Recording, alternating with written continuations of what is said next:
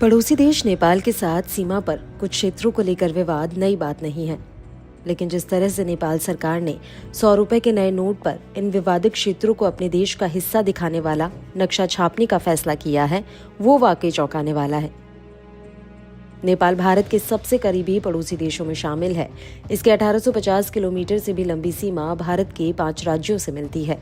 दोनों देशों के बीच सामाजिक और सांस्कृतिक रिश्तों की भी जड़ें काफी गहरी हैं। बावजूद इसके पिछले कुछ समय से दोनों देशों के संबंधों में खासा उतार चढ़ाव देखने को मिला है। अगर सीमा संबंधी इसी मसले को देखा जाए तो 4 साल पहले दोनों देशों के बीच ये मुद्दा काफी गर्मा गया था। साल 2020 में तत्कालीन सरकार ने जब देश का नक्शा अपडेट किया तो उसमें 3 क्षेत्र लिपुलेख, लिम्पियाधुरा और काला पानी नेपाल के हिस्से के रूप में दिखाए गए थे। मामला तब और भड़का जब भारत ने 8 मई 2020 को लिपुलेख होते हुए मानसरोवर की ओर जाने वाली सड़क का उद्घाटन किया। नेपाल ने इस पर कड़ी आपत्ति की, जबकि उत्तराखंड के पिथौरागढ़ से होकर जाती हुई ये सड़क पूरी तरह भारत के इलाके में पड़ती है। उस वक्त नेपाल सरकार ने नक्शे में बदलाव को मजबूती देने के लिए इसके पक्ष में संविधान संशोधन विधेयक भी पारित किया था। मामला इतना बढ़ गया कि दोनों देशों में अस्थायी तौर पर संवाद बंद हो गया।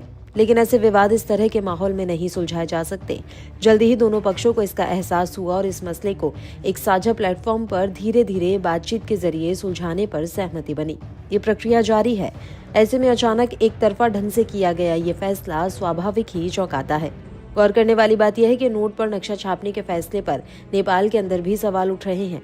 कहा जा रहा है कि जिन क्षेत्रों पर नेपाल के दावों को अंतर्राष्ट्रीय मान्यता हासिल नहीं हुई है, उन्हें देश की करेंसी पर छापने का फैसला कहीं जल्दबाजी साबित न हो जाए। बहरहाल, जहां तक सीमा संबंधी मतभेदों के सवाल है तो भारत स्पष्ट कर चुका है कि इस तरह की एक तरफा कार्रवाई से जमीनी हकीकत नहीं बदलने वाली।